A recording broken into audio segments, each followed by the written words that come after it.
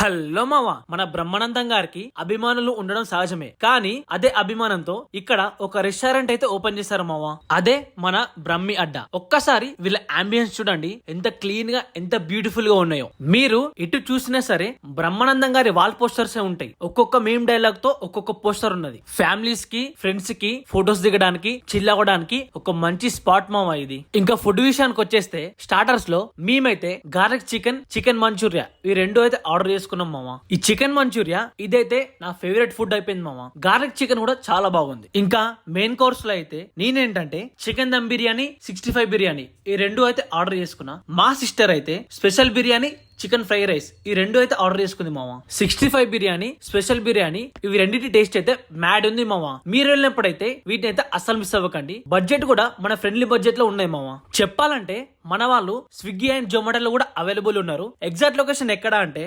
మెడిపల్లి నుండి చెంగిచెర్లి వెళ్లే రూట్ లో క్రోమా పక్కన ఉంటది మామ.